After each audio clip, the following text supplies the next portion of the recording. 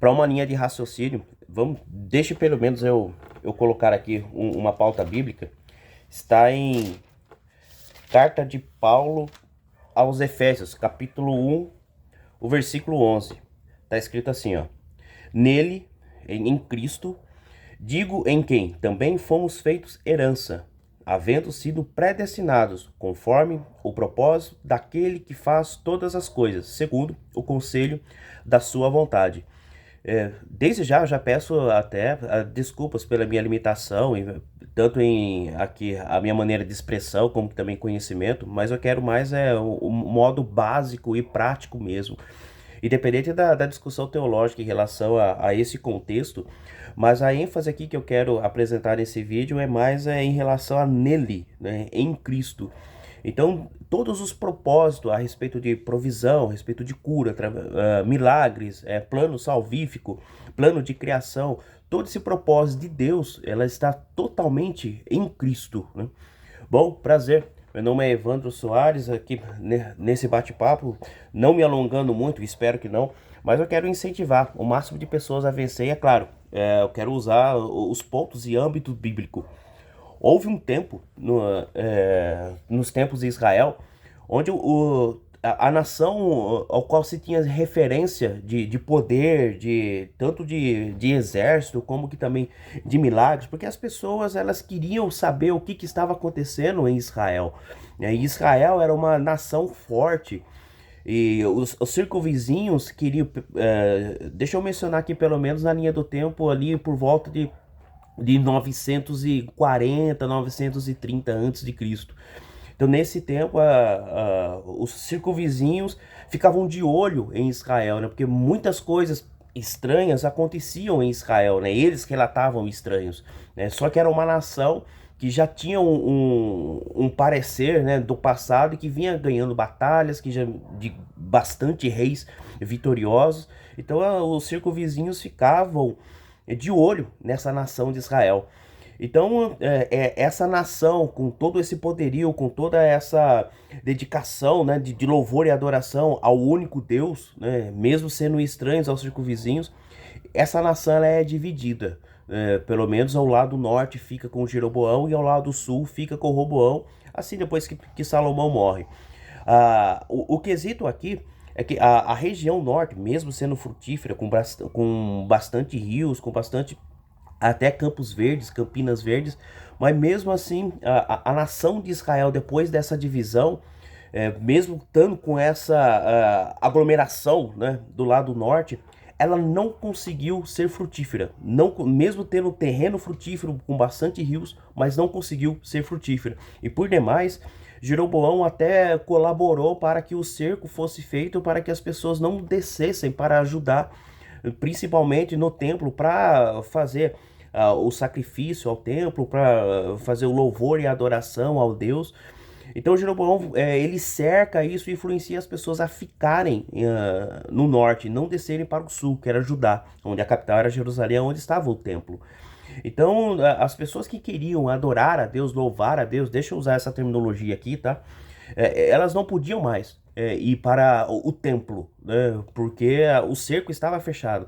Por volta, influência do passado, Jeroboão acaba aceitando tipos de alianças com outros povos.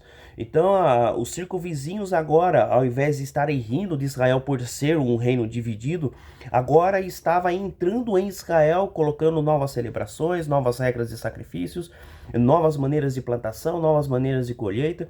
Então, aquela dedicação ao Deus vivo, ao Deus de Israel, não se tinha mais. Isso por influência do rei Jeroboão. Durante pelo menos 19 reis que Israel teve, todos eles em um âmbito bíblico em comparação aos de Judá, aos reis de Judá, todos eles, os de Israel, foram maus perante o Senhor. Não aconteceu nenhum tipo de reforma religiosa, não aconteceu nenhum tipo de influência de adorar a Deus, de louvar a Deus. Você vê Jeroboão, Nadab, Baasa, Elá, Zimri, Ourim. Você vê Acabe, Acasias, né, Jorão, Jeú e por aí vai, né, 19 reis. E esses reis, todos eles com uma influência do começo, né, de Jeroboão, ao qual o cerco à adoração, ao louvor, ao Deus vivo estava totalmente interditado. E o que estava sendo celebrado ali é uma nova adoração, um novo louvor a alguns tipos de deuses ao qual essas alianças eram feitas com as circunvizinhas, com as nações circunvizinhas. Então, deixa eu colocar aqui uma aplicação pessoal para usufruir desse texto. Cuidado com os tipos de aliança ao qual nós fazemos com a nossa televisão ligada, com o nosso celular ligado, com a internet nas nossas mãos, na nossa frente. Cuidado com os tipos de pessoas, tipos de orações, tipos de sacrifícios que você recebe na sua casa. Veja o povo de Israel, aos poucos a idolatria foi se introduzindo, que o cerco foi tão bem feito que as pessoas não conseguiam mais adorar a Deus, louvar a Deus, porque nessa época, nessa linha do tempo, as pessoas tinham que ir no templo, adorar a Deus, louvar a Deus, né, os processos de sacrifícios, de ofertas, enfim. Mas agora não podiam, né, porque a obrigação do povo agora, seguido pelo rei, é adoração e louvor a outros tipos de deuses. Cuidado com a obrigação ao qual você se tem, né, de glorificar o seu conhecimento, glorificar a força do seu braço, a sua dedicação. E muitas vezes isso faz com que nós nos sintamos bem, né? Porque é muito bom, né, a gente nos acharmos diferentes, inteligentes, a ponto de que disfarçar, né, dos problemas que estamos passando, das dificuldades, até dos sentimentos de dor, sofrimento. E esse disfarce gira em torno desse ego ao qual eu estou tentando maquiar para as pessoas que está tudo bem. E na verdade eu estou idolatrando a minha personalidade, a minha personificação de caráter, né? E na verdade não está bem, né? Só está tendo ali um culto idolátrico ao qual você quer demonstrar para as pessoas que está bem, mas não está bem. Olha com o povo de Israel. As pessoas olhavam que estava tudo bem, as pessoas olhavam que era uma nação forte, mas pelo menos ali em 930 a.C. era uma nação dividida, era uma nação com dificuldades. Quando você olha para Judá, você até percebe em relação aos reis do norte, reis que andaram junto, mediante a palavra de Deus, né, mediante ao que Deus estava falando. Pois bem, a influência era gigante, porque o templo estava ali, então toda aquela dedicação, toda aquela semelhança de louvor e adoração estava com o povo de Judá, porque o templo estava ali, então o povo tinha compromisso de estar no templo. Bom, pois bem, adiantando um pouquinho a linha do tempo, você vai para pelo menos 720, 722, ali por volta ali, pelo governo do rei Pecaías, Peca, Oséias, não o Oséias que escreveu o livro bíblico, mas o rei Oséias no Reino do Norte. Alguns trânsitos políticos fazem com que a Assíria governe Israel. E ali, com esse poderio de agressividade que a Assíria tinha no mundo, pelo menos ela com a Pérsia, com a Babilônia, era uma grande influência, né, de guerra, de batalha, de linha de frente. Então ele acaba chegando em Israel. E Israel é tomado, né, pela Assíria. Bom, medos, aflição, sofrimento, dores. A notícia mais ou menos chega em Judá. Então, deixa eu colocar aqui a Bíblia não precisa de florzinhas cor-de-rosa, nem de interpretação da minha parte, mas deixa eu pelo menos me ambientar nesse ciclo aqui, nessa linha do tempo, só para desenvolver aqui nesse bate-papo. Quem estava em Judá, governando em Judá, era pelo menos ali os tempos de Uzias, Jotão, Acás, né, Ezequias. Os profetas que estavam em Judá ali, pelo menos nessa época, era pelo Isaías, Miqueias. Então, esse povo do sul, sabendo dessa notícia, olha, o norte foi invadido. O norte, a invasão está chegando até nós. Se conseguiram tomar a região norte, então está chegando até nós aqui. Vamos nos preparar aqui, vamos nos colocar aqui, vamos nos organizarmos com as plantações, com as colheitas, porque a qualquer momento essa bomba, né, pode explodir aqui conosco e qualquer invasão pode acontecer. As fronteiras elas vão ser abertas, né, invadidas, e nós podemos sofrer aqui uma invasão.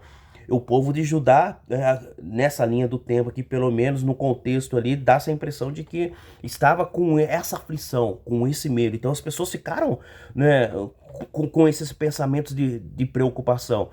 Bom, passa-se um tempo, pelo menos no tempo do rei Ezequias, faz pelo menos uma reforma religiosa que é uma referência até hoje para grandes linhas de raciocínios e teológicos também. Influenciados também, o rei Josias mais à frente faz a reforma religiosa baseada nessa reforma ao qual Ezequias fez. Bom, Ezequias, na reforma religiosa, se tem um incentivo da aflição do povo, do medo, do poderio de sofrimento, de dor, também o que estava acontecendo, as pessoas preocupadas com essa invasão que estava chegando até Judá. Não chegou tão cedo, chegou mais tardio, lá por volta mais ou menos 584, 586 a.C. Mas eles, como não sabiam dessa linha do tempo, então a qualquer momento podia ter essa invasão.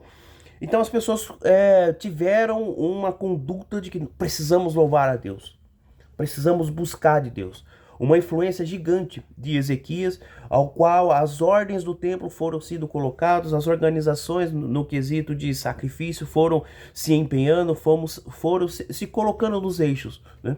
Bom, passa-se o tempo de Ezequias, vem o tempo de Manassés, e olha, Manassés colocou ruas de sangue, né, em Judá, principalmente em Jerusalém. Não só em batalhas, não só em guerras, mas mortes aconteceram muitos ali nesse tempo de Manassés. Tem-se depois o governo de Amon e depois o tempo de Josias. E olha, deixa eu desenvolver aqui pelo menos mais uma síntese para usufruir desse texto, uma aplicação pessoal. É claro que em momentos de aflição, em momentos de dores, nós clamamos a Deus e Deus responde. Nós somos direcionados pelo Espírito de Deus a um clamor a Deus, a falar com Deus. Deus, eu preciso disso. Deus, eu preciso da cura. Deus, eu preciso da provisão. Deus, eu preciso disso no meu lar, na transformação de vida na casa, na vida dos meus pais, na vida dos meus filhos. Eu preciso disso. E Deus responde, porque Deus até troca coração. Segundo a menção de Ezequiel 36, ele tem o controle de tudo, ele é soberano, ele sabe de todas as coisas, ele é onisciente, ele está acima do nosso conhecimento, vive até fora da nossa realidade, até fora da eternidade, porque ele criou a eternidade. Então o nosso Deus é o Deus de poder, é o Deus que sabe todas as coisas e que está em todos os lugares. Então ele responde orações e não só como responde, como efetua, dá dons, dá talentos. E por fim, nosso Deus é o Deus Todo-Poderoso, ele responde orações. Mas cá entre nós, vamos parar de louvar a Deus e adorar a Deus somente quando nós estamos com dificuldade, somente quando, sabe, aquele aperto do calo acontece, somente quando nós precisamos mesmo de Deus.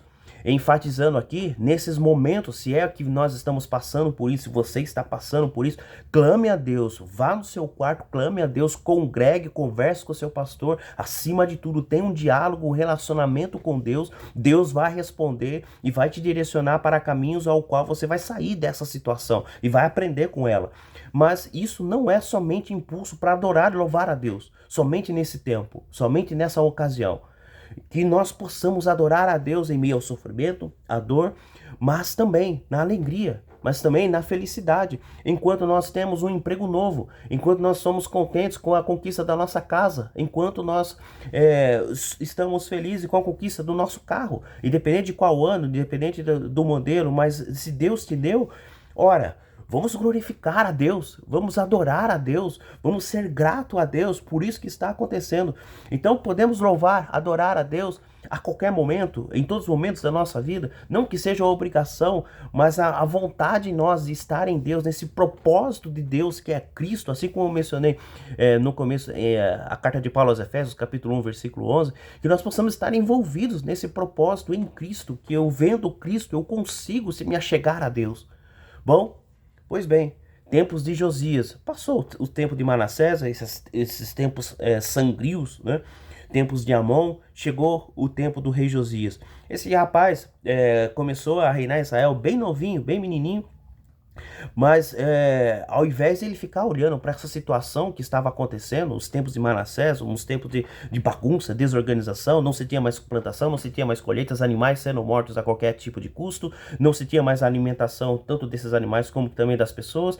Então essa desorganização, esses tipos de corrupção acontecendo, Josias bem que poderia dizer, olha, vamos deixar desse jeito. Vamos deixar, tá todo mundo aceitando isso, tá todo mundo morrendo mesmo, tá todo mundo normal. Vamos deixar desse mesmo. Mas não. Josias, ele se colocou diante de Deus e disse: eu não aceito essa situação. Eu não quero essa situação para essa nação, tanto para minha família como que também para as pessoas que pertencem aqui a essa terra. Usufruindo desse texto, cuidado nós acostumarmos com o que o mundo nos proporciona, né? E quando eu falo mundo, eu falo aquilo que está propício às obras malignas, obras satânicas. É esse tipo de mundo que eu estou dizendo. Cuidado nós estarmos acostumados com isso.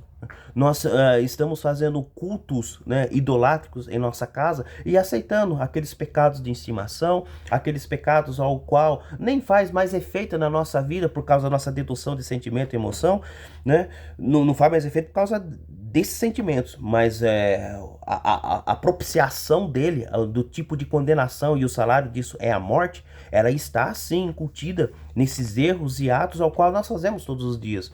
Então isso vira estimação, né? É tudo normal. Nós olhamos para a TV, só violência, só, infelizmente, eu sei que é a realidade da nação qual nós vivemos, do mundo a qual nós vivemos, mas parece que está sendo normal a influenciar a dedicação a esse tipo de propaganda, a violência, a corrupção, parece que está sendo normal. Olha os tempos de Josias. Josias não concordou com a situação e ele decidiu mudar a situação. Talvez você esteja esperando por tal pessoa, por tal influenciador digital, por tal o pastor ideológico ao qual você criou na sua dedicação de estudo e conhecimento teológico, mas muitas vezes os erros podem ser paralisados por você mesmo. Muitas vezes a ruindade, né, da família, da casa, pode ser parados, pode ser até desprezado por você mesmo, né? Que tal um convite? Que tal nós, na família, ao invés de ficarmos discutindo brigas para lá, brigas para cá, e ainda envolve filhos, e ainda violência nos filhos, batendo nos filhos, nos pais, enfim, que tal, ao invés de dar propaganda para isso, que tal nós abraçarmos mais? Que tal nós darmos mais carinho?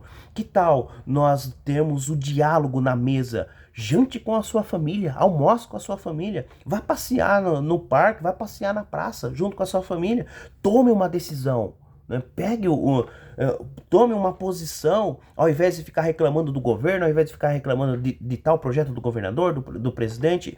E por fim, tome a sua decisão, cuide da sua casa, cuide do seu lar, cuide dos seus filhos, organize uma festinha entre os seus familiares, né? De repente você não tem essa condição financeira, mas que tal coisa simples mesmo, só para ter a roda de amigos, a roda de familiares ali. Olha os tempos de Josias. Ele poderia concordar com essa matança, com essa propaganda que se fazia a respeito do tempo de Manassés e Amon, mas Josias decidiu mudar todas as coisas, né? Mesmo ele sendo rei. Para eu terminar esse vídeo, eu disse que não ia me alongar, mas acabou tendo praticamente 20 minutos o vídeo. Deixa eu ler e vou terminar. Carta de Paulo aos Colossenses, no capítulo 2. Deixa eu abrir aqui. Carta de Paulo aos Colossenses, capítulo 2. Se eu não me engano, é o versículo... Se eu não me engano, tenho certeza. É o versículo 14. Está escrito assim: havendo riscado a célula que era contra nós nas suas ordenanças, a qual de alguma maneira nos era contrária, e atirou do meio de nós, cravando-a na cruz. Versículo 15. E despojando os principados e potestades, os expôs publicamente, e deles triunfou em si mesmo. Aqui Paulo, eu não preciso, a Bíblia não precisa de interpretação teológica, né, para ela ser Bíblia, para ela ser palavra de Deus. Mas usufruir desse texto para uma aplicação pessoal hoje, Jesus foi crucificado, né? E Jesus lá, todo atrocidado, todo machucado, enfim, é imaginável isso. tudo atrocidado, né? Jesus foi crucificado. Mas quando Deus estava olhando Jesus na cruz, ele estava vendo Jesus. Mas sabe o que Deus estava enxergando? Deus estava enxergando eu, você. Deus estava enxergando os seus familiares. Sabe aquelas pessoas que você acha desprezível de ter amizade? Deus estava enxergando ele. Deus estava enxergando todas essas pessoas em Cristo. E ali estava sendo crucificado toda aquela manifestação de religião ao qual o Império Romano o tinha colocado, mas Jesus, o Cristo, o Filho do Deus vivo, o único da espécie, segundo apresentado em João 3,16, estava sendo crucificado ali e Deus estava olhando para você. Jesus crucificado ali e Deus estava olhando para você, estava enxergando você. E sabe, todas aquelas dívidas, aqueles tipos de documentos que colocavam você para o inferno, para os tipos de condenação, Deus rasurou tudo, quebrou tudo, colocou na cruz publicamente, rasgou tudo, expôs publicamente dizendo que, olha, tá consumado, aqui tá rasgado, não existe mais isso. Vocês agora têm a graça alcançou vocês. Então Cristo ali não morreu em vão. Cristo morreu por causa dos nossos pecados e enxergando a nós, que totalmente pecadores, Cristo estava morrendo por nós. Deus estava nos enxergando ali. Bom, que esse incentivo faça parte da sua família, da influência ao qual você quer ter hoje, amanhã, e que você compartilhe esse vídeo nas suas redes sociais, com os seus grupos. E obrigado por me acompanhar até aqui. Desde já, me desculpe pelas minhas dificuldades aqui e até as minhas limitações de conhecimento e até de expressão, mas quero influenciar vocês a sempre vencerem. Até mais e confiem sempre em Deus. Não façam relaxadamente. Jesus, o Cristo, o Filho do Deus vivo, aquele que foi crucificado, ele foi morto, ele foi sepultado, mas ele ressuscitou e está vivo hoje à destra de Deus e ele voltará. Até mais e tchau.